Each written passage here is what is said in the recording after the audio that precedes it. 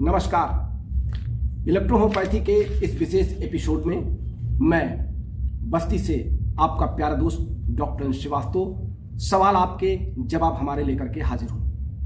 बहनों और भाइयों, ये कार्यक्रम आप सबको इतना पसंद आ रहा है कि आपकी लाइकिंग और आपके कमेंट्स बढ़ते जा रहे हैं। आप सब ने हमारे 23 नवंबर के कार्यक्रम को सबसे अधिक पसंद किया है मेरे 1.5 वर्ष के सारे प्रसारण के तुलना में। हमारे 23 नवंबर के कार्यक्रम को लगभग 1872 लोगों ने अब तक पसंद किया है और इसमें 622 कमेंट्स आप सबके आए हैं और आप सब ने इसमें हमारे कार्यक्रम को की सराहना की है। हाँ, कभी कभी ऐसा होता है कि इन्हीं चाहने वालों में एक दो कुछ सिरफिरे से लोग या कुछ ऐसे लोग जो सिर्फ आलोचना करने के लिए भेजे जाते हैं हमारे फेसबुक आईडी पे या पेज पर, तो अब उनकी चिंता इसलिए नहीं करते और उनको शर्म भी नहीं आती कि जब वो कोई लाइन लिखते हैं तो ये नहीं देखते कि इसके ऊपर और नीचे कितने चाहने वाले, कितने हमको प्रणाम करने वाले या कितने नमस्कार करने वाले हैं। जैसे मैं अगर ये कहूँ कि सवाल और जवाब में तो हम प्रवेश कर ही रहे हैं, लेकिन संजय शुक्ला जी, हालांकि वो मुझसे उम्र में छोटे हैं, फिर भी मैं उनको बधाई देता हूँ कि आप लगातार कम से मेरी आलोचना में जुटे हुए हैं। अन्य साथी जो आलोचना में इनके साथ आगे पीछे आते थे वो सब मेरे मित्रों की श्रेणी में आ गए हैं। किसी ने मुझसे फ़ोन टॉक करके अपनी गलतफहमी दूर कर ली है, किसी ने हमसे लिख करके अपनी बात का जो उनकी दिक्कत थी वो दूर हो गई है। लेकिन संजय शुक्ला जी अभी थोड़ा सा लगता है कि हमारी तरफ इनका आकर्षण नहीं हुआ है। तो संजय शुक्ला जी, आपने लिखा है अपने 2 कमेंट्स में कि सुदामा प्रसाद जी को आप कैसे भूल गए और सचिन त्यागी के वीडियो को आप सुनेंगे तो अपना वीडियो भूल जाएंगे। तो पहले सचिन त्यागी जी की बात। सचिन त्यागी जी मेरे चाहने वालों में से हैं, मेरी पुस्तक भी उनके पास गई है। वो मेरे सारे वीडियो को लाइक करते हैं, अपने कमेंट्स देते हैं, मुझसे फ़ोन टॉक करते हैं और उनके वीडियो में मैं सराहना करता हूँ कि कम से कम उभरते हुए लोग इलेक्ट्रोहोम्योपैथी के क्षेत्र में मेरे 17 अप्रैल 2020 के बाद हमारे जो तमाम वक्ता, तमाम प्रवक्ता उभर करके इलेक्ट्रोहोम्योपैथी में आए हैं, उन सब का इस क्षेत्र में स्वागत है, क्योंकि वो इलेक्ट्रोहोम्योपैथी के लिए अपना समय दे रहे हैं, इलेक्ट्रोहोम्योपैथी के लिए एक जागरूकता अभियान चलाए हैं। इस नाते चाहे वो संजय त्यागी जी हों, चाहे वो राजवीर जी हों या अन्य कोई साथी हों, सभी का जो भी अपने अपने क्षेत्र में इलेक्ट्रोहोम्योपैथी के लिए अपना समय दे रहे हैं, उन सब का स्वागत है, अभिनंदन है। और सचिन त्यागी जी हमारे प्रिय श्रोताओं में से हैं और हमारे चाहने वालों में से हैं, इसलिए संजय शुक्ला जी आप अपनी गलतफहमी निकाल दें। सुदामा प्रसाद जी के बारे में आपने पूछा कि इनको क्यों भूल गए। मैं तो किसी को भूलता नहीं हूँ, मैं तो आपको भी नहीं भूलता अगर आप हमें ना भूलें। अब सुदामा प्रसाद जी 84 वर्ष की उम्र पार कर चुके हैं और कभी कभी कुछ भूल भी जाते हैं, उन्हें कुछ याद रहता है, कुछ नहीं याद रहता है। और हर बात में, हर टिप्पणी में मेरी पुस्तक में अगर आपने देखा हो तो सुदामा प्रसाद जी की मैंने तस्वीर भी लगा रखी है। मैं सुदामा प्रसाद जी को कतई नहीं भूला हूँ। मेरी पुस्तक के पृष्ठ में मैंने उनको पूरा सम्मान दिया है अपने पुस्तक में। लेकिन हाँ, मैंने अपनी पुस्तक में उनकी किसी बात का जिक्र नहीं किया है। रमाशंकर जी का जिक्र किया है, डॉक्टर वी कुमार जी की बातों का जिक्र किया है और उसके बाद अपने शोध का जिक्र किया है। लेकिन मैंने सुदामा प्रसाद जी की किन्हीं बातों का जिक्र इसलिए नहीं किया है कि कल को वो आरोप ये न लगाना शुरू कर दें कि अनिल श्रीवास्तव कुछ नहीं आता, इन्होंने तो मेरी नकल कर दिया। इस नाते मैं, चूँकि ईश्वर की तरफ से माँ सरस्वती की कृपा मेरे ऊपर बनी हुई है, मैं अपने बुद्धि का, अपने शोध का प्रयोग करता हूँ, अपने अनुभव का प्रयोग करता हूँ। मैं किसी की लिखी लिखाई गई बात या किसी के द्वारा कही गई बात पर कोई टिप्पणी न करके और न उसको अपनी पुस्तक में समेटना चाहता हूँ, बस इतना ही। बाकी सुदामा जी सम्माननीय इलेक्ट्रोहोम्योपैथ हैं, मैं उनका सम्मान करता हूँ। सवालों के दौर में मिस्टर रामकृष्ण पटेल जी ने लिखा है कि सर, सिंथेसिस से कौन सा दर्द ठीक होता है, मस्कुलर पेन या स्टमक पेन। रामकृष्ण पटेल जी, सिंथेसिस में 1 नंबर की सारी औषधियों का समावेश किया गया है, सिर्फ 1 नंबर की।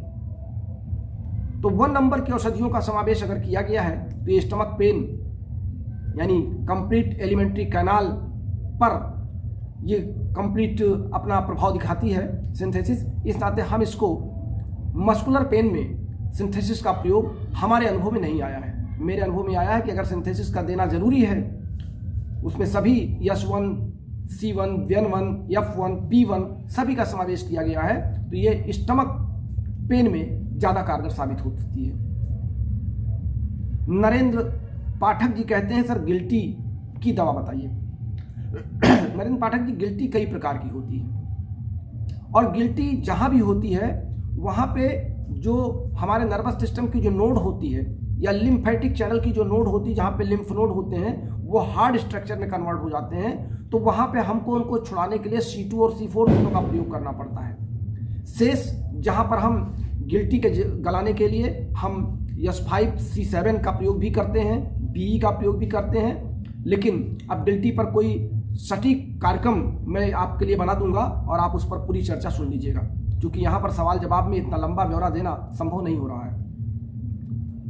गंगा जी हैं, ये कहते हैं कि क्या सर आरी मेडिसिन का प्रयोग हर जगह कर सकते हैं?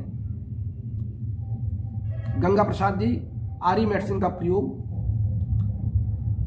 किसी भी औषध की क्रियाशीलता को बढ़ाने के लिए या उस पार्टिकुलर टारगेट सेल के फिजियोलॉजिकल एक्शन को इंप्रूव करने के लिए दिया जाता है। अब ये एज ए फिजिशियन आप जज करेंगे कि हम आरी का प्रयोग कहां पर करें और कहां ना करें। आरी के क्लास को मैं ले चुका हूं अभी लगभग 4 दिन पहले ही, आप उसको ध्यानपूर्वक सुन लें। सिद्धि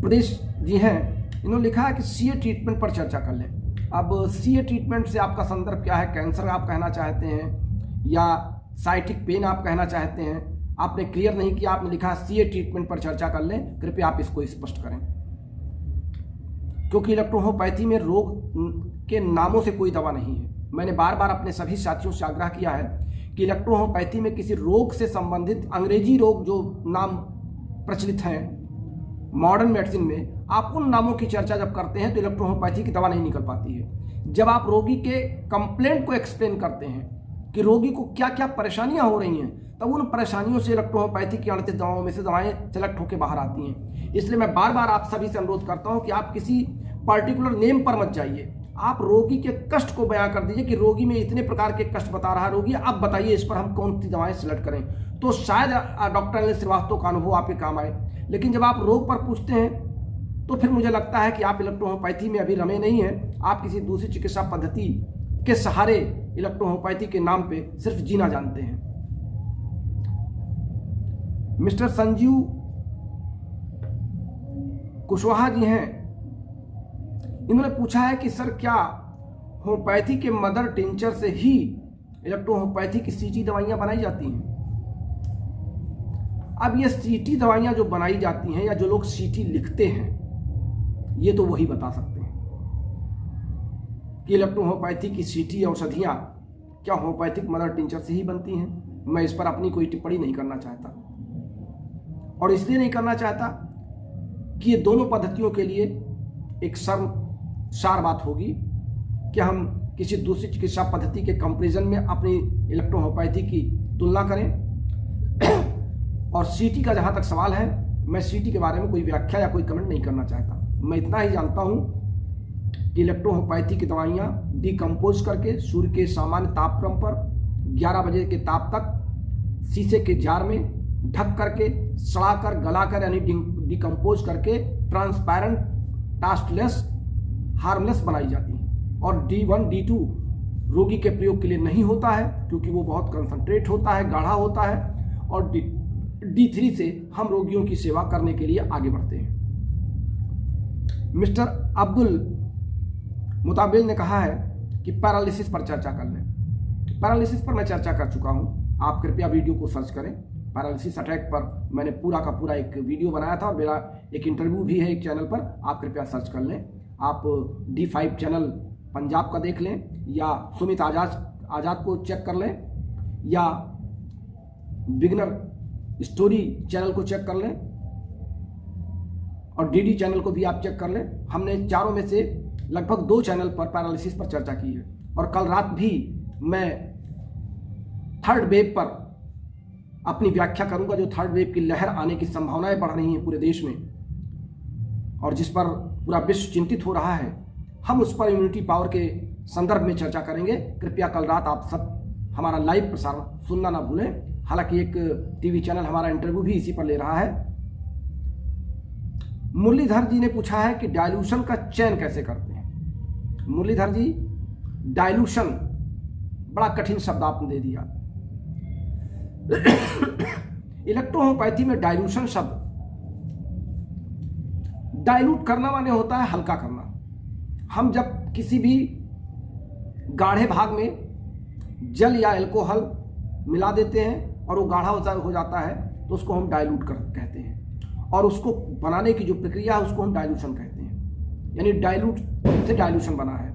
अब डाइल्यूशन का चयन हम कैसे करते हैं? हम तो D3 डाइल्यूशन का चयन करते हैं, यानी D3 अर्थात डाइल्यूशन नंबर 3। उसके बाद का कोई चयन हम नहीं करते हैं। हम उसके बाद कोई चयन जानते भी नहीं हैं। हम D3 से 5 ml निकाल करके 450 ml में कन्वर्ट कर लेते हैं और उसी से रोगियों को 30 ml की शीशी में देना शुरू कर देते हैं। हमारे चयन का तरीका यही है। हमारे अनेक साथियों के चयन का तरीका भी अभी बन चुका है और उनके दिमाग में रम चुका है। इस नाते बस यहीं पे आप इसको समझने का प्रयास करें। मिस्टर MD रहमत अली पठान जी ने कहा है कि क्रॉनिक गैस पर कोई दवा बताएं। रहमत अली पठान जी, आपका स्वागत है। आपके सवाल का बहुत अच्छा सवाल आपने किया है।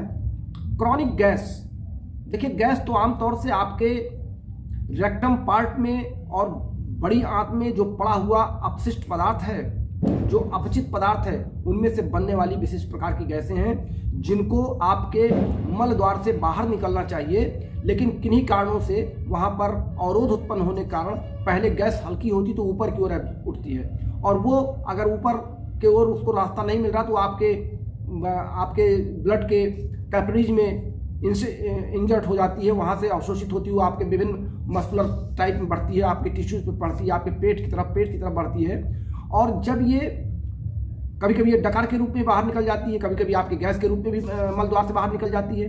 लेकिन जब ये लगातार, ये तो इमरजेंसी की बात है, लेकिन जब ये लगातार आपके साथ 1 साल 2 साल 3 साल 4 साल 10 साल तक बना है तो ये क्रॉनिक में बन जाता है। अब क्रॉनिक में अगर बना है तो सबसे पहले हम आपको सलाह देंगे कि गैस की दवा लेने से पहले आप अपने आहार नाल को साफ करने का प्रयास करिए, इंटेस्टाइन को साफ करने का। आप ध्यान दें कि जिन लोगों को 1 महीने 2 महीने में या 3 महीने में गीली या लूज मोशन हो जाता है और पेट बिल्कुल साफ हो जाता है, उनको गैस की प्रॉब्लम नहीं के बराबर होती है। और जिन लोगों को, जो लोग ये कहते हैं मेरा पेट तो साफ होता, मुझे सुबह मैं पढ़ने जाता हूँ, दरअसल आपकी 6 मीटर की एलिमेंट्री कैनाल है। आप जाते हैं, आपका मल पदार्थ, मान लीजिए आपने 100 ग्राम 200 ग्राम या 500 ग्राम आपने मल पदार्थ अपने शरीर से बाहर निकाला, और आपने भोजन कितना किया था उसका 1/4 भाग आपका मल पदार्थ बनना चाहिए। अब भोजन आपने जो किया था अगर उससे मल पदार्थ ज़्यादा निकल रहा है तो इसका तात्पर्य है कि आपके एलिमेंट्री कैनाल के लार्ज इंटेस्टाइन से लेकर के रेक्टम तक अभी अपद्रव पदार्थ भरे हुए हैं।